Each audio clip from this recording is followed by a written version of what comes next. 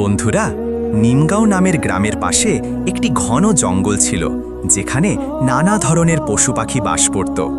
সেই জঙ্গলের ধারে একটি ছোট কুঁড়ে ঘরে এক বিধবা মহিলা থাকত, যার নাম ছিল সাবিত্রী।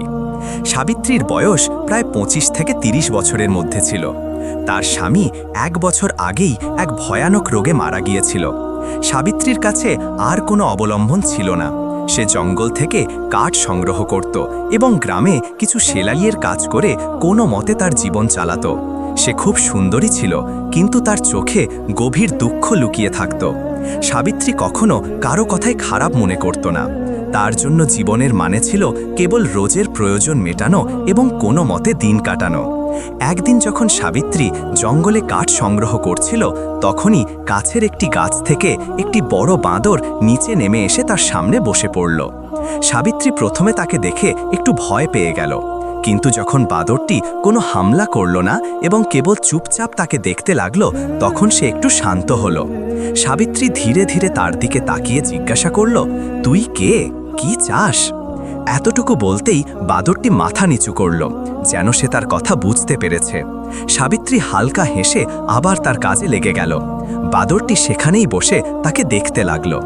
যখন সাবিত্রী কাঠ বাঁধতে লাগলো, তখন সেই বাঁদরটি তাকে সাহায্য করতে শুরু করলো। সাবিত্রী আশ্চর্য হয়ে গেল। সে বাঁদরের মাথায় আদর করে হাত বুলিয়ে বলল, তুই খুব বুদ্ধিমান। সেই দিনের পর থেকে রোজ সেই বাঁদর সাবিত্রীর কাছে আসতে লাগলো। কখনো সে তার জন্য ফল আনত, কখনো তার কাছে সাহায্য করত। মাঝে মাঝে সে তার কুঁড়ে ঘরের সামনে বসে সন্ধ্যা পর্যন্ত খেলা করত। সাবিত্রীর জীবনে এক নতুন রং ভরে উঠল, তার ঠোঁটে হাসি ফিরে এলো। এইভাবে সময় কাটতে লাগলো এবং সাবিত্রী ও বাঁদরের মধ্যে এক অদ্ভুত সম্পর্ক গড়ে উঠল। যখনই সাবিত্রী একা থাকত, তখন সেই বাঁদর তাকে হাসানোর চেষ্টা করত।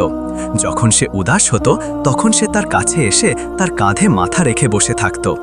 এখন সাবিত্রীও তাকে তার পরিবারের অংশ মনে করতে শুরু করেছিল। একদিন রাতে সাবিত্রী তার কুঁড়েঘরের বাইরে বসেছিল, জ্যোৎস্না রাতের আনন্দ উপভোগ করছিল। তখনই সে দেখল বাঁদরটি কাছের একটি গাছের ডালে বসে আছে। সাবিত্রী তার দিকে তাকিয়ে হাসল। তুই আমার সাথে সবসময় থাকবি, তাই না? সাবিত্রী জিজ্ঞাসা করল। বাঁদরটি ধীরে ধীরে তার দিকে ঝাঁপিয়ে এসে তার পায়ের কাছে বসে পড়ল। সাবিত্রী তাকে কোলে তুলে নিল। সেই রাতে প্রথমবার সাবিত্রী ধীরে ধীরে বাঁদরের হাত ধরল এবং ঘুমিয়ে পড়ল। বাঁদরটি সারা রাত তার পাশে বসে রইল। এখন সে বাঁদর ছাড়া এক মুহূর্ত থাকতে পারত না। সাবিত্রীর মনে এই ভাবনা পুরিতরা ঘর করে গিয়েছিল যে এই বাঁদর কোনো সাধারণ প্রাণী নয়, তার মধ্যে আত্মীয়তা ভরা, যেন কোনো পুরানো আত্মা তার জীবনের অংশ হয়ে ফিরে এসেছে। একদিন রাতে খুব বৃষ্টি হচ্ছিল। সাবিত্রী কুঁড়ে ঘরে বসেছিল এবং বাঁদরটি তার কাছে এসে বসেছিল। বিদ্যুতের চমকে সাবিত্রী দেখল বাঁদরের চোখ গভীর ও চমকদার হয়ে উঠেছে।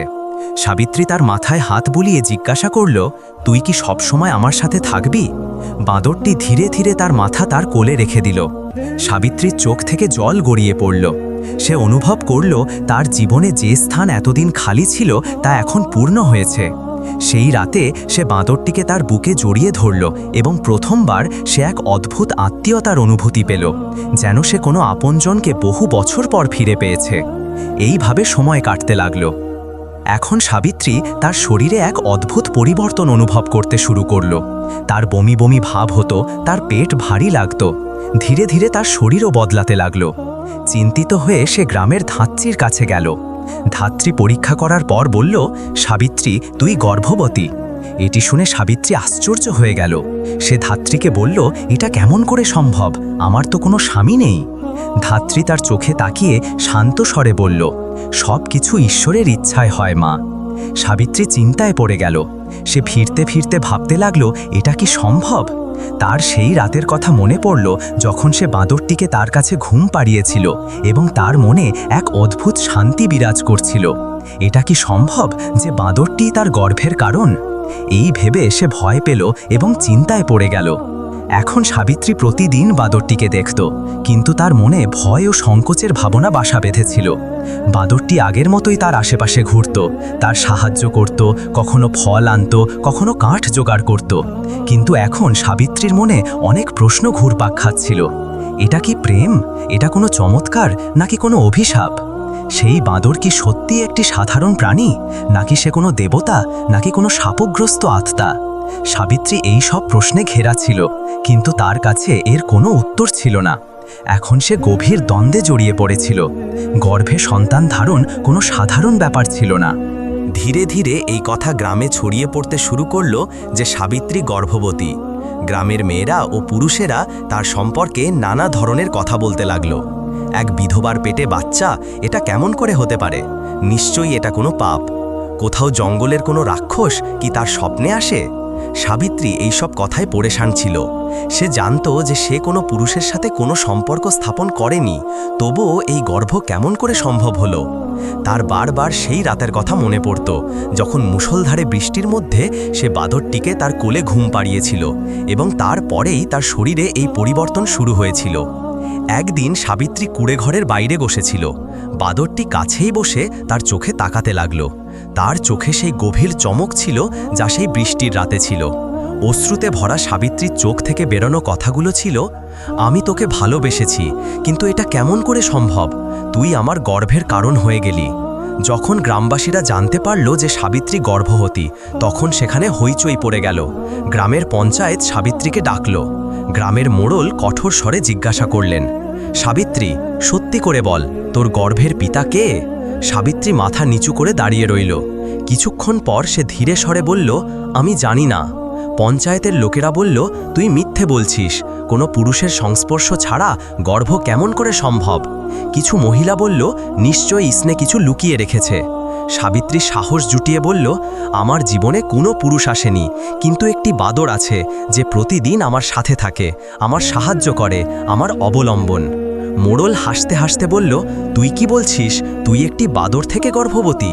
গ্রামবাসীরা জোরে জোরে হেসে উঠল, কিন্তু সাবিত্রীর মুখে গম্ভীরতা ছিল। সে বলল, আমি কখনো কারোর সাথে কোনো সম্পর্ক স্থাপন করিনি। আমি নিজে জানি না এটা কেমন করে হলো, কিন্তু এটা সত্যি যে যখন থেকে সেই বাদর আমার কুঁড়েঘরে এসেছে, তখন থেকে আমার জীবন বদলে গেছে। গ্রামের লোকেরা এটি শুনে সাবিত্রীকে অপবিত্র ও কলঙ্কিত মনে করল।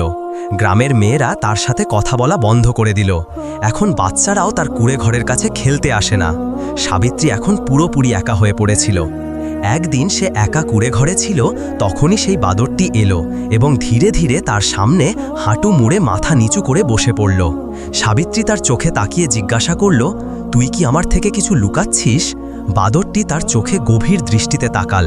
হঠাৎ তার চোখ থেকে জল গড়িয়ে পড়ল। সাবিত্রী চমকে গেল, তুই কাঁদছিস? বাদরটি ধীরে ধীরে তার হাত ধরল। সাবিত্রী অনুভব করল যে এই বোবা প্রাণীর মধ্যেও গভীর আত্মীয়তা লুকিয়ে আছে। হঠাৎ বাদরটি উঠে দাঁড়ালো এবং জঙ্গলের দিকে চলতে শুরু করল। সাবিত্রী ডাকল, কোথায় যাচ্ছিস? দাঁড়া। কিন্তু বাদরটি ফিরেও তাকালো না। সাবিত্রী আশ্চর্য হয়ে সেখানেই বসে রইল। পরের দিন গ্রামে এক সিদ্ধ মহাত্মা এলেন। লোকেরা মহাত্মাজিকে সাবিত্রীর অবস্থার কথা জানালো। মহাত্মা সাবিত্রীকে তার কাছে ডাকলেন। তিনি তার দিকে তাকিয়ে বললেন, তোর গর্ভে যে সন্তান পল রাহি হ্যাঁ, वो कोई साधारण बच्चा नहीं है, ये किसी विशेष आत्मा का परिणाम है। क्या तुझसे कोई पशु जुड़ा है? সাবিত্রী মাথা নিচু করে ধীরে ধীরে বলল, হ্যাঁ, একটি বাঁদর আমার জীবনে এসেছিল। সে আমার দেখাশোনা করত, কিন্তু এখন সে চলে গেছে। সন্ত দীর্ঘশ্বাস নিয়ে বললেন, সে কোনো সাধারণ বাঁদর ছিল না, সে ছিল এক দিব্য আত্মা। কোনো আরশির অভিশাপের কারণে তাকে বাঁদরের রূপ নিতে হয়েছিল, কিন্তু যখন সে তোর কাছ থেকে প্রেমের অনুভব করল, তখন তার অভিশাপ ভেঙে গেল। সাবিত্রী বিস্ময়ে সাধু মহারাজের দিকে তাকিয়ে রইল। এই সন্তান কি সত্যি দিব্য? সাধু মহারাজ গম্ভীর স্বরে বললেন, হ্যাঁ, এই সন্তান মানুষ ও পশুর প্রেমের সন্তান, কিন্তু এর জন্মের সাথে সাথেই একে নিজের অস্তিত্বের জন্য কঠোর সংগ্রাম করতে হবে।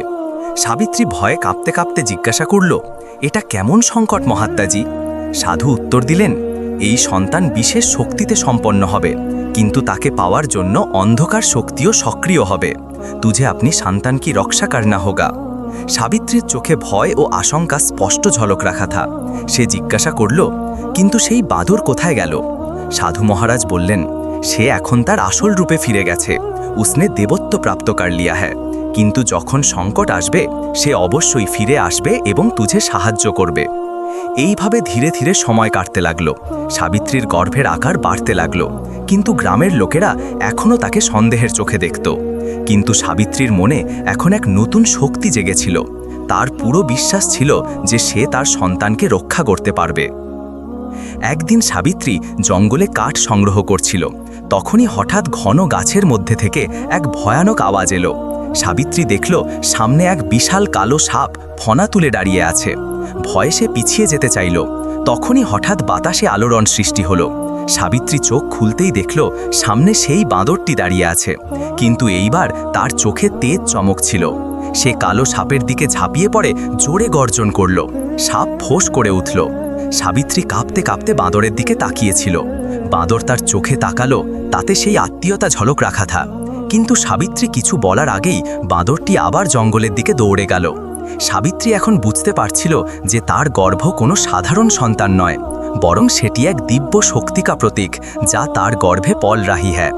বাঁদরের হঠাৎ প্রকট হওয়া ও নাক থেকে ওর থেকে রক্ষা করা এই কথার প্রমাণ ছিল যে কিছু বড় ঘটনা ঘটতে চলেছে। তবুও সাবিত্রীর মনে সন্দেহ ছিল, সেই বাঁদর কি সত্যি এক দিব্য আত্মা ছিল? যদি সে কোনো আরশির অবতার ছিল, তবে সে তার থেকে দূরে কেন চলে গেল? আর সেই নাগ, সে কে ছিল? এই সব অমীমাংসিত প্রশ্নের কারণে সাবিত্রীর মনে বেচেনি বাড়তে লাগল। গর্ভধারণের সময় পূর্ণ হতে চলেছিল। সাবিত্রীর শরীর ভারী হয়ে গিয়েছিল। তার চলাফেরায় কষ্ট হচ্ছিল। গ্রামের মেয়েরা এখনও তার থেকে দূরত্ব বজায় রেখেছিল। সাবিত্রীর জন্য একটি একটি দিন কাটানো খুব কঠিন হয়ে পড়েছিল। একদিন রাতে প্রবল ঝড় এলো। আকাশে বিদ্যুৎ চমকাচ্ছিল। সাবিত্রী তার কুঁড়েঘরের ভেতরে একা বসেছিল। তখনই তার হঠাৎ মনে হলো কুঁড়েঘরের বাইরে কারো চলার আওয়াজ হচ্ছে। সে দেখল একটা আলো পোশাকে ঢাকা এক ব্যক্তি তার কুঁড়েঘরের সামনে দাঁড়িয়ে আছে। কে তুমি? সাবিত্রী ভয়ে জিজ্ঞাসা করল। সেই ব্যক্তি ধীরে ধীরে তার দিকে হাত বাড়িয়ে বলল। তার হাতে লম্বা ত্রিশূল ছিল। তার মুখে এক অদ্ভুত চমক ছিল, কিন্তু তার চোখে নিষ্ঠুরতা ঝলক রাইছিল। তুই যে গর্ভধারণ করেছিস সেটি সাধারণ নয়, সেটি শক্তির প্রতীক। আমি তাকে নিতে এসেছি, ব্যক্তিটি বলল। সাবিত্রী ঘাবড়ে গিয়ে পিছিয়ে গেল। তুই তুই কে? সে কাঁপতে কাঁপতে জিজ্ঞাসা করল। সাবিত্রী তার পেটের ওপর হাত রেখে বলল, তুই আমার সন্তানের কোনো ক্ষতি করতে পারবি না। কিন্তু সেই কালো লোকটি জোরে হেসে বলল, আমার থেকে বাঁচা অসম্ভব। সে সাবিত্রীর দিকে এগিয়ে আসছিল। তখনই সাবিত্রীর চোখের সামনে অন্ধকারে দুটি জলজলে চোখ প্রকট হল। কালো মেঘের মতো এক বিশাল আকৃতি প্রকট হল। সেটি ছিল সেই বাঁদর। সেই বাঁদর এক লাফে সরাসরি রাক্ষস কালকেতুর সামনে এসে দাঁড়ালো। তার চোখে আগুন জ্বলছিল এবং তার শরীর থেকে তেজ আলোর রশ্মি বেরোচ্ছিল। কালকেতু ত্রিশূল তুলে বাঁদরের দিকে বাড়াল, কিন্তু বাঁদর গর্জন করতে করতে তার উপর ঝাঁপিয়ে পড়ল। দুজনের মধ্যে ভীষণ যুদ্ধ শুরু হলো। সাবিত্রী ভয়ে তার কুঁড়েঘরের দরজায় দাঁড়িয়ে সবকিছু দেখছিল। বাঁদর তার লম্বা লেজ দিয়ে কালকেতুর ত্রিশূল শক্ত করে ধরে ফেলল। কালকেতু ক্রোধে পাগল হয়ে উঠল এবং তেজিসে বাঁদরের ওপর আঘাত করতে লাগল। কিন্তু বাঁদর খুব চালাকির সাথে তার প্রতিটি আঘাত এড়িয়ে যাচ্ছিল। তারপর হঠাৎ বাঁদর পূর্ণ শক্তিতে কালকেতুর বুকে এক ভয়ানক আঘাত করল। কালকেতু মাটিতে পড়ে গেল এবং ব্যথায় কাতরাতে লাগল। তবেই আকাশে বিদ্যুৎ চমকাতে শুরু করল এবং চারদিকে দিব্য আলো ছড়িয়ে পড়ল। কালকেতুর শরীর জ্বলতে শুরু করল, ধোঁয়ায় পরিণত হয়ে ধীরে ধীরে অদৃশ্য হয়ে গেল। বাঁদর সাবিত্রীর দিকে তাকাতে লাগল। তার চোখে গভীর শান্তি ও করুণা ছিল। ভয়ে কাঁপতে কাঁপতে সাবিত্রী ফিসফিস করে বলল, তুই কে? বাঁদর ধীরে ধীরে তার দিকে এগিয়ে এলো। তার নরম হাতের তালু সাবিত্রীর হাতে রাখল। তবেই তার পুরো দেহ থেকে দিব্য আলো বেরোলো এবং সে এক সুন্দর যুবকে পরিণত হল। সাবিত্রী আশ্চর্য হয়ে গেল। তার সামনে এক দিব্য সুন্দর যুবক দাঁড়িয়েছিল, যার শরীর থেকে তেজ ঝলক রাহা ছিল। তার চোখে করুণা ও প্রেমের গভীরতা ছিল। আমি কোনো সাধারণ বাঁদর ছিলাম না, যুবকটি বলল। আমি আরশির পুত্র। আমার ওপর অভিশাপ ছিল যে যতক্ষণ না আমি কোনো নারীর প্রেমের পরীক্ষা দেব, ততক্ষণ আমাকে পশু জনিতে থাকতে হবে। সাবিত্রী অবাক হয়ে জিজ্ঞাসা করল, তাহলে তুই আমাকে কেন ভালোবেসেছিলি? যুবকটি বলল, কারণ তোর প্রেম নিষ্কলঙ্ক ও নিঃস্বার্থ ছিল। তুই আমাকে কোনো শর্ত ছাড়াই ভালোবেসেছিলি। সাবিত্রী চমকে উঠে জিজ্ঞাসা করল, কেমন পরীক্ষা? যুবকটি উত্তর দিল, তোর গর্ভে পলরাহী সন্তান কোনো সাধারণ সন্তান নয়, সেটি সৃষ্টির ভারসাম্যের প্রতীক। কিন্তু কালকেতুর মতো রাক্ষস এখনও সক্রিয় আছে। সাবিত্রী যুবকটির হাত ধরে বলল, কিন্তু তুই আমাকে একা কেন ছেড়ে দিয়েছিলি? যুবকটি হেসে বলল, আমি তোকে এই কারণে ছড়লাম তাকি আমার প্রেমের সত্যতা সাবিত হতে পারে। আমি জানতে চেয়েছিলাম যে তুই আমার বিনাও তোর সন্তানের রক্ষা করবি কিনা, আর তুই প্রমাণ করে দিয়েছিস যে তুই সত্যি সঙ্গিনী। সাবিত্রীর চোখ থেকে জল গড়িয়ে পড়ল। সে সেই যুবককে বুকে জড়িয়ে ধরে বলল, আমি তোকে কখনো যেতে দেব না। যুবকটি বলল, এখন আমি তোকে ছেড়ে কখনো যাবও না, কিন্তু তোর গর্ভের রক্ষার জন্য আমাকে আবার আমার দিব্য রূপে ফিরে যেতে হবে। আমি তখন ফিরব যখন তোর ও তোর সন্তানের জীবনে বিপদ ঘনিয়ে আসবে। সাবিত্রী ঘাবড়াকার বলল, কিন্তু যদি তুই চলে যাস তাহলে আমি একা কেমন করে থাকব? যুবকটি তার মুখের উপর দুটি হাত রেখে ধরে বলল, তোর মনে যে শক্তি আছে সেটাই তোর রক্ষা করবে, আর আমি তোর সাথে সদা থাকব, ভলেই তুই আমাকে দেখতে না পারিস। যুবকটি ধীরে ধীরে সাবিত্রীর হাত ছাড়ল এবং আবার তেজ আলোতে পরিণত হলো। তারপর সে বাদরের রূপে ফিরে এলো। বাদরটি সাবিত্রীর দিকে শেষবার প্রেম ভরে তাকালো এবং জঙ্গলের দিকে দৌড়ে গেল। সে সেখানেই বসে রইল। তার মনে ভয় ও প্রেম উভয়ের মিশ্রণ ছিল। সে জানত যে সন্তান তার গর্ভে পলরাহী আছে, বোহাব কেবল ওর নয়, বোহা সন্তান সৃষ্টির ভবিষ্যতের রক্ষক ছিল। সাবিত্রীর গর্ভধারণের সময় পূর্ণ হতে চলেছিল। তার শরীরে আলোড়ন বাড়তে লাগল। গ্রামের লোকেরা এখনও তাকে সন্দেহের চোখে দেখছিল, কিন্তু সাবিত্রীর মনে এখন না কোনো সন্দেহ ছিল, না কোনো ভয়, না কোনো আশঙ্কা। তার পুরো বিশ্বাস ছিল যে তার সন্তানের জন্ম এক দিব্য উদ্দেশ্যে হচ্ছে। সকাল হতেই গ্রামে এক অদ্ভুত হইচই পড়ে গেল। আকাশে অন্ধকার ঘনিয়ে এলো, গাছপালা তেজিসে হিলতে লাগলো, পাখি ভয়ে ইধার উধার উড়নে লাগলো। সাবিত্রী কুড়ে ঘরের বাইরে এসে দেখল গ্রামের বাইরে এক বিশাল আকৃতি দাঁড়িয়ে আছে। সেটি ছিল কালকেতু। তার লাল চোখে ক্রোধের জ্বালা জ্বলছিল। সে গর্জন করে বলল, আমি ফিরে এসেছি, তোর গর্ভের সন্তানকে আমি জন্ম নিতে দেব না। সাবিত্রী সাহস ভরে বলল, তুই আমার সন্তানকে ছুঁতেও পারবি না। কালকেতু জোরে হেসে উঠল এবং বলল, তুই একা কি করতে পারিস? আমি স্বয়ং অন্ধকারের স্বামী। সেই রাক্ষস কালকেতু তার ত্রিশূল তুলে সাবিত্রীর দিকে ছুঁড়ে মারল। সাবিত্রী চোখ বন্ধ করে ফেলল। তবে হঠাৎ বাতাসে এক গর্জন শোনা গেল। সাবিত্রী চোখ খুলে দেখল সামনে সেই বাঁদরটি দাঁড়িয়ে আছে। তার চোখে আগুনের জ্বালা বেরোচ্ছে। বাঁদর এক লাফে ত্রিশূল হাওয়ায় ধরে ফেলল এবং সেটি কালকেতুর দিকে ছুঁড়ে মারল। ত্রিশূল কালকেতুর বুকে গিয়ে বিঁধো এবং কালকেতু ব্যথায় চিৎকার করে উঠল। বাঁদর গর্জন করে বলল, কালকেতু, তোর শেষ এখন নিশ্চিত। এখন তুই এই সৃষ্টির অংশ থাকবি না। কালকেতু ক্রোধে বলল, তুই আমাকে হারাতে পারবি না। বাঁদর জোরে লাফিয়ে কালকেতুর মাথায় আঘাত করল। তার শরীর জ্বলতে শুরু করল এবং সে রাখে বদল চুকাথা। সাবিত্রী দেখল বাঁদরটি এখন ধীরে ধীরে তার কাছে আসছে।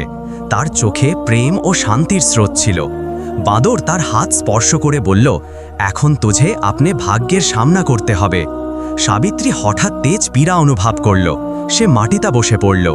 বাঁদর তার মাথায় হাত রাখল। সাবিত্রীর মনে হলো যেন এক দিব্য শক্তি ধীরে ধীরে তার ব্যথার মধ্যে থেকে এক মধুর রোশনি বনে প্রকট হচ্ছে। একটি শিশুর কান্নার আওয়াজ শোনা গেল। সাবিত্রী দেখল তার কোলে এক দিব্য বালক ছিল, যার শরীর থেকে স্বর্ণিম আলো বেরোচ্ছিল। বাঁদর সেই বালকটিকে দেখল এবং বলল, এই সন্তান মানব ও দেবের মিলনের প্রতীক। এটি ভবিষ্যতে শক্তি ও ধর্মের প্রতিষ্ঠা করবে। এর রক্ষা করা তোর কর্তব্য। সাবিত্রী প্রেমে বালকটিকে তার কোলে তুলে নিল। বাঁদর হেসে বলল, এখন আমার কার্য পূর্ণ হয়েছে।